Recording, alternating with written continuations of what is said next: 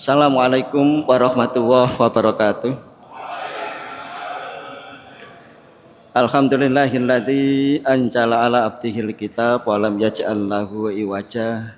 Nasyhadu an la ilaha illallah wahdahu la syarikalah wa nasyhadu anna Muhammadan abduhu wa rasuluh. Allahumma sholli wa sallim wa barik ala Muhammad wa ala ali Muhammad kama shallaita ala Ibrahim wa ali Ibrahim fil alamina innaka Hamidum Majid.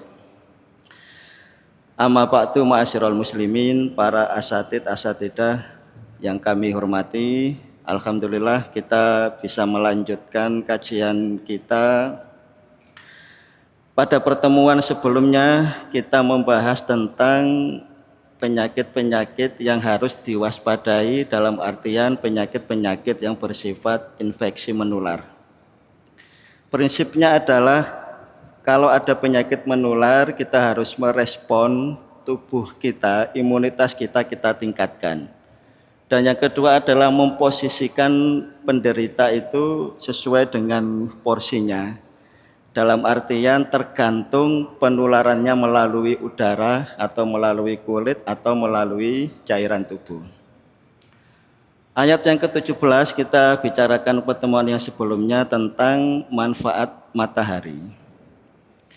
Dan sekarang kita lanjutkan pada ayat ke-18, wa tahsabuhum aiqadan wa hum ruqud wa nuqallibuhum datal yamin wa datas shimal wa qalbuhum basitun dira'aihi bil wasid lawit talaqta alaihim lawallaita minhum firaran wa lamulita minhum ru'bah. Ayyuhal ikhwah, pada ayat ini ada beberapa poin yang bisa kita cermati. Wa tahsabuhum aiqadha, kamu mengira Ashabul Kahfi itu dalam kondisi terjaga. Ini seakan-akan ngenyek ya. Kita seringkali menganggap tahsabuhum itu adzannu ar-raji, dzon yang seakan-akan sudah pasti. Tetapi kenyataannya bukan seperti yang kita duga. Artinya apa? Artinya sesuatu yang sesuai dengan tajribah, sesuai dengan percobaan-percobaan yang seakan-akan itu benar, ternyata banyak yang meleset dari kenyataan. Wa tahsabuhum aiqadha, kamu mengira bahwa Ashabul Kahfi itu dalam kondisi terjaga. Kenapa dikatakan aiqadha? Kalau kita buka-buka tafsir itu karena mereka posisi matanya itu mendelik, melek, jadi tidak menutup mata.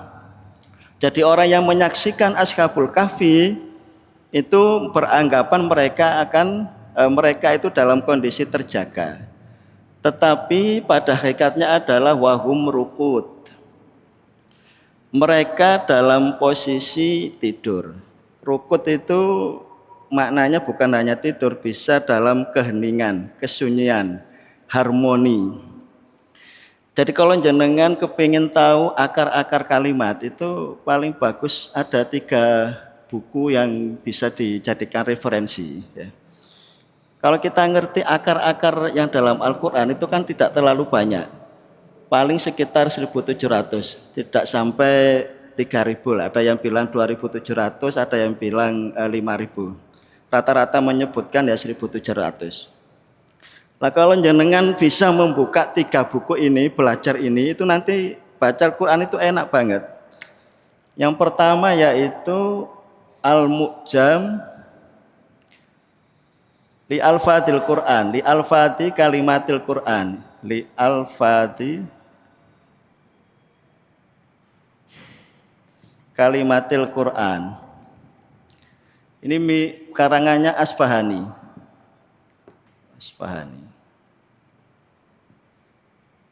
Yang kedua Tafsir Gharibul Quran. Ini yang dikarang oleh Ibnu Qutaibah. Kalau jenengan buka Lisanul Arab terlalu tebal. Kalau yang 3 ini kan agak tipis-tipis ya.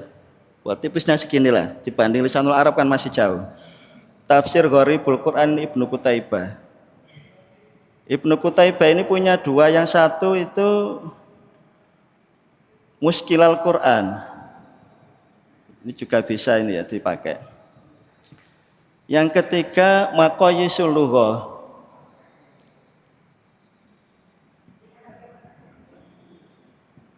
Ini yang ngarang Ibnu Faris. Jadi kalau jenengan bisa menguasai 3 buku itu, insya Allah membaca Quran itu lebih enak. Lah ruku dalam Al-Quran itu disebutkan hanya 2 kali. Yang pertama ya dalam surat Al-Kahfi ini ayat 18. Itu membedakan dengan kata-kata naum. Bagaimana Al-Quran sudah memilihkan yang orang-orang ahli bahasa pun tidak akan bisa membantah. Kalau naum nanti yang dipakai kata-kata naum, nanti mekanisme tidur itu harus terpenuhi. Tetapi Al-Quran tidak, dia memakai kata-kata rukut. Ayat yang lain yang rukut itu dalam surat Yasin ayat 52. Ya wailatana mampa'atana mim marqadina. Jadi nanti saat yaumul qiyamah kita dibangkitkan oleh Allah dalam tidur yang panjang, dalam kesunyian yang panjang itu pakai kata-kata ya pakai ini, pakai kata dasarnya rukut. Jadi engkau mengira bahwa Ashabul Kahfi itu dalam kondisi terjaga. Kenapa dikatakan terjaga? Karena dalam buku-buku tafsir itu karena mata Ashabul Kahfi terbuka. Apa implikasinya di dunia medis? Kalau orang itu menutup mata terlalu lama, itu bahaya. Tetapi membuka mata terus-menerus itu juga punya dampak yang bahaya. Bisa terjadi kerusakan pada retina. Lah di sini ada mekanisme mengedip, mekanisme menutup, mekanisme membuka. Sehingga ijaz Al-Quran wa tahsabuhum aiqadha wa hum rukud, ini luar biasa karena dia memakai istilah-istilah yang memang tidak lazim untuk orang dalam kondisi tidur. Wa nuqallibuhum dzatal yamin wa dzatas shimal. Dan Ashabul Kahfi ini diwalak-walik ke kanan ke kiri. Ini penting untuk beberapa pertemuan yang lalu ada yang bertanya tentang mekanisme tidur. Kalau kita flashback dalam ayat yang ke-11 itu awal mula orang tidur. Kalau dibuka surat ayat ke-11 itu sesuatu yang dipukulkan. Fadorobna ala adanihim. Telinganya yang ditutup. Telinga yang diintervensi. Yang kedua ayat berikutnya itu yang pertemuan kemarin. Sinar matahari. Ayat ke-17 ya. Jadi ayat ke-11 ayat ke-17. Sinar matahari. Jadi orang tidur itu kenapa dianjurkan oleh Rasulullah untuk mematikan lampu? Itu salah satu keistimewaannya adalah agar tumbuh namanya growth hormone, sel-sel pertumbuhan. Nah itu akan memperbaiki kecerdasan, akan mengembalikan sel-sel tubuh manusia dan menghilangkan kelelahan. Jadi hikmahnya itu kenapa matahari tidak langsung ke ke guanya Ashabul Kahfi biar tidak mengganggu proses tidurnya. Makanya bahasanya itu kan ada qord itu sebagian. Padha karo utang itu. Utang kan tidak ada orang utang langsung semua, tapi sebagian dari kebutuhan sehingga sinar matahari itu tidak semuanya masuk ke dalam gua. Yang ketiga ya ayat ini ayat ke-18 ya. Wa nuqallibuhum dzatal yamin, diwalak-walik, dibolak-balik fisiknya.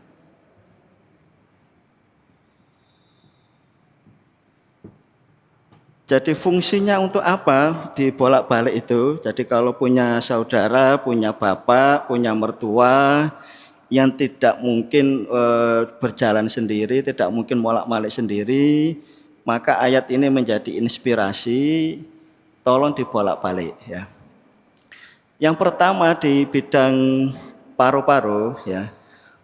Kalau tirah baring yang lama, kalau baring yang lama tidak ada proses pembalikan, itu nanti akan memicu proses namanya infeksi paru, pneumonia ortostatik. Infeksi paru yang diakibatkan tirah baring lama. Kenapa bisa seperti itu? Karena di saluran nafas itu ada namanya sel silia. Dia bekerja seperti eskalator, naik ke atas. Jadi kalau ada partikel-partikel yang tidak dibutuhkan oleh tubuh, ada bakteri, itu cepat-cepat dibuang dengan mekanisme itu. Tetapi kalau dia tirah baring lama, cuma gini tok, tidak bisa naik ke atas. Sehingga fungsi dari membolak-balik itu untuk mengembalikan lagi sel-sel silia tadi agar berfungsi seperti sebelumnya.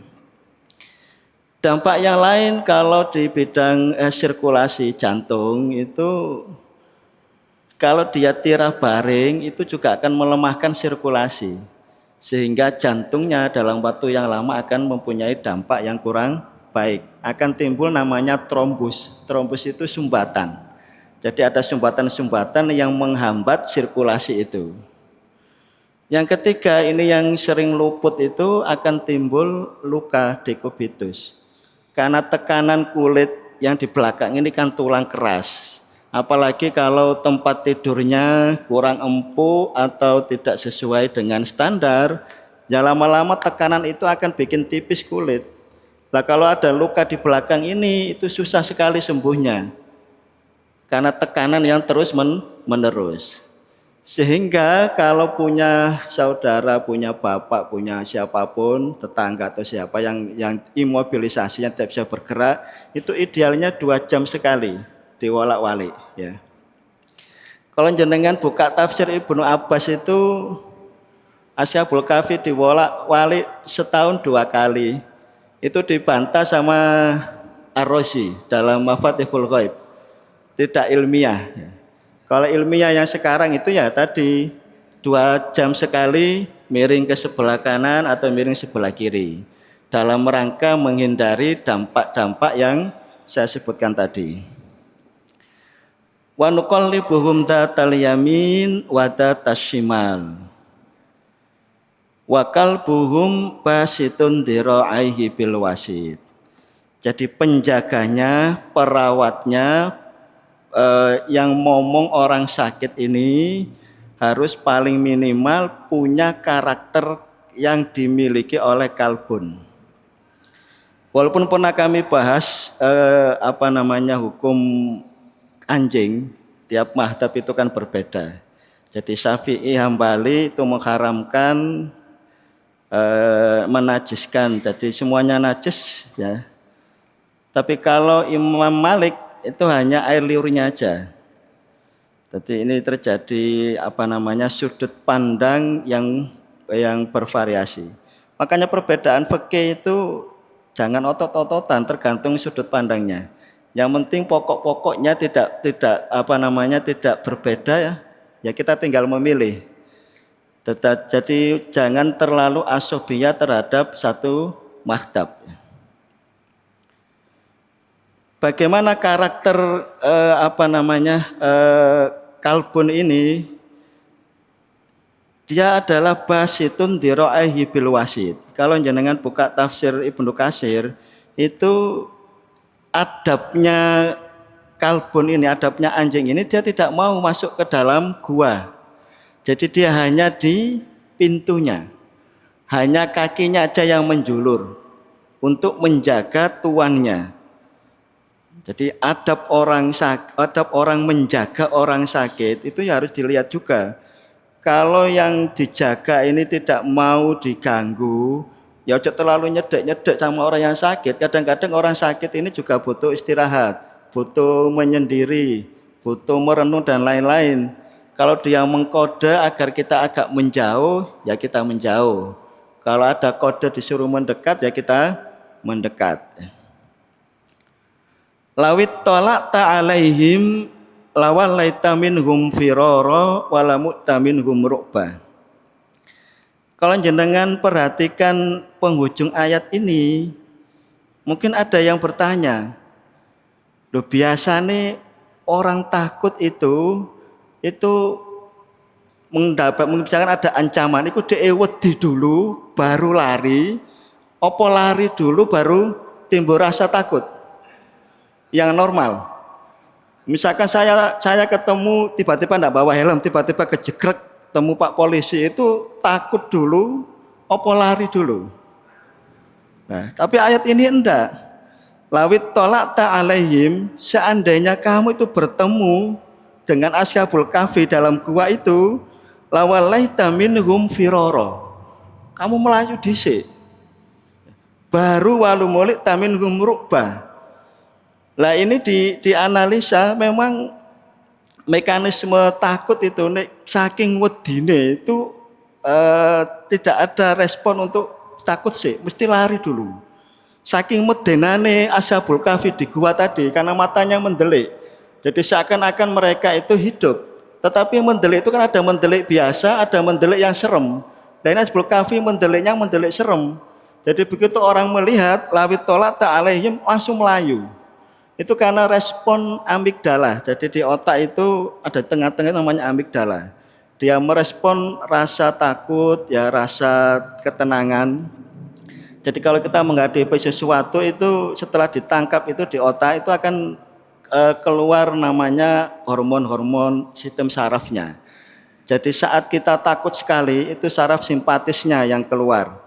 Sehingga detak jantung berdetak lebih kencang, nafasnya juga terengah-engah, keringat dingin keluar, itu semua karena respon dari hormon adrenalin sama kortisol. Nanti kalau dia sudah relaksasi, baru sistem parasimpatis yang keluar. Bayangke ayat ini saja sudah memberi suatu ijaz Al-Quran. Takut yang sangat luar biasa itu tidak dia tercengang dulu, enggak, saking wedine bisa jadi kita langsung dia melayu ya. Langsung melayu, baru setelah melayu itu timbul rasa takut yang luar biasa. Jadi mekanisme bangun dan tidur yang di awal ayat tadi itu watakhsabum aiqadha, bahwa semua yang kita duga atau nur roji itu belum tentu benar. Jadi jangan ngotot-ngotot yang seakan-akan secara teori pun benar, itu belum tentu benar. Kayak ini dinyek kita. Watasabuhum aiqadha wa hum rukut, kamu seakan-akan melihat ternyata dia tidak seperti itu. Yang kedua, menginspirasi bahwa orang yang imobilisasi dalam waktu lama ada cara-caranya untuk mempertahankan biar fisik ini walaupun dalam kecacatan, walaupun ketidaknormalan, tidak akan timbul komplikasi, tidak timbul dampak-dampak yang jelek. Yang ketiga adalah bagaimana memposisikan diri sebagai penjaga, sebagai perawat saat kita menemukan anggota keluarga kita yang memang dalam kondisi imobilitas, tidak bisa bergerak dalam waktu yang panjang. Yang terakhir, ayat ini menunjukkan bahwa respon takut itu adalah respon yang alami. Yang menjadi problem itu kalau ketakutan itu yang berlangsung lama dan terus menerus, itu yang akan menjadi problem. Jadi sebenarnya rasa cemas itu adalah mekanisme daya tahan tubuh kita untuk merespon. Kalau tidak ada ketakutan, itu respon tubuh akan jelek. Hanya yang bagaimana cara menyikapi ketakutan yang muncul, kecemasan yang muncul, itu yang harus kita bijaksanai. Makanya kita diajarkan oleh Rasulullah SAW untuk selalu berdoa, wa inni a'udzubika minal hammi wal husni. Itu salah satu untuk memberi motivasi. Seandainya kita pun mengalami hamun, mengalami kegelisahan, mengalami kecemasan, kita bisa mengatasinya dengan bimbingan wahyu. Begitu pula saat kita menghadapi kesedihan, kita akan menghadapinya dengan bimbingan wahyu. Sebelum saya akhiri untuk pembahasan satu ayat ini, mungkin ada satu pertanyaan. Monggo para asatid, para hadirin. Monggo Ustaz.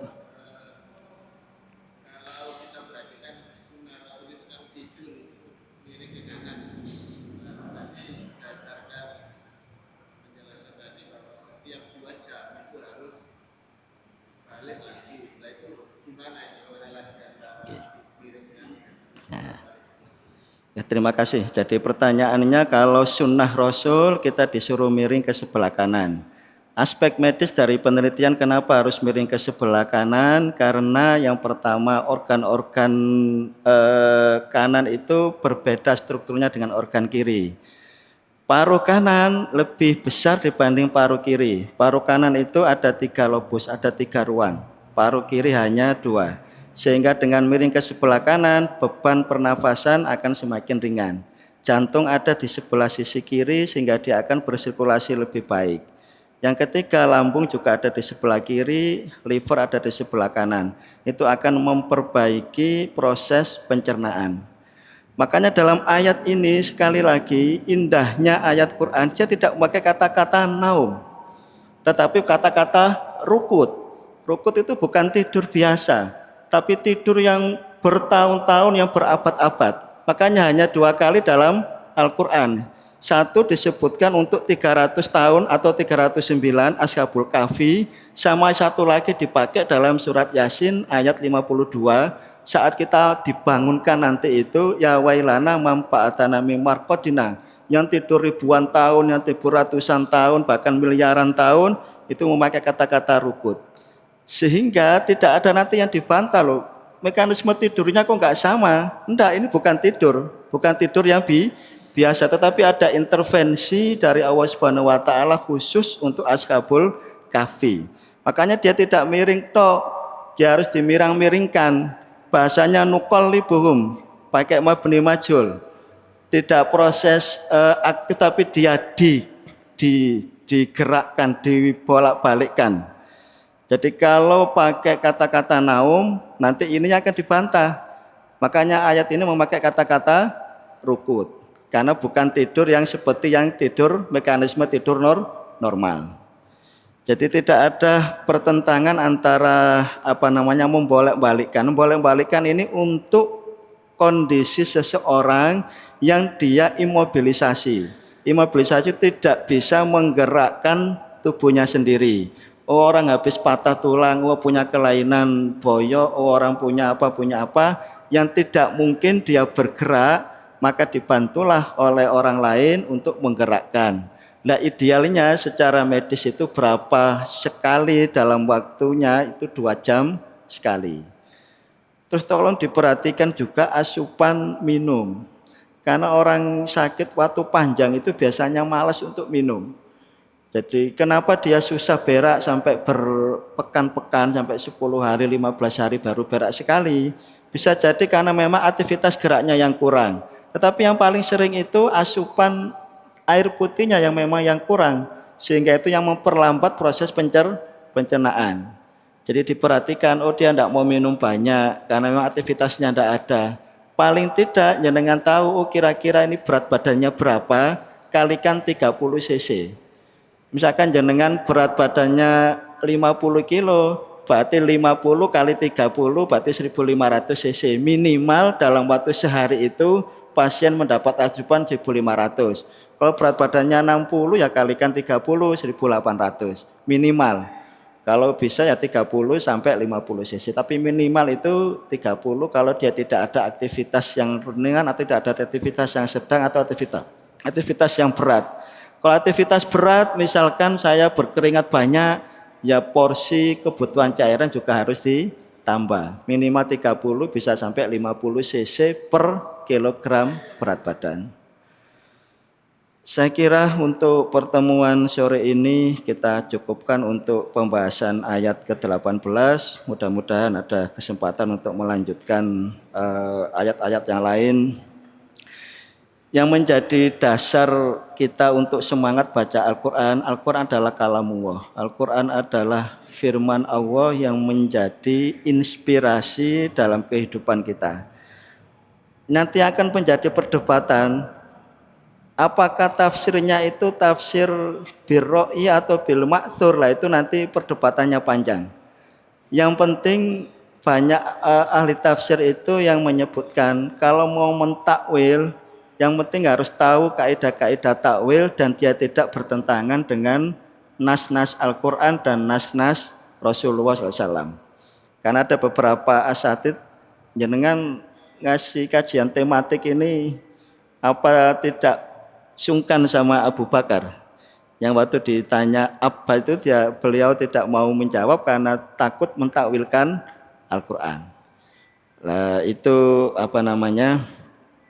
Saya kira Al-Quran itu merupakan sumber, walaupun bukan buku sains, bukan kitab sains, tetapi semua problem, semua masalah bisa dicarikan solusi di dalam Al-Quran. Wal afu minkum, wassalamualaikum warahmatullahi wabarakatuh.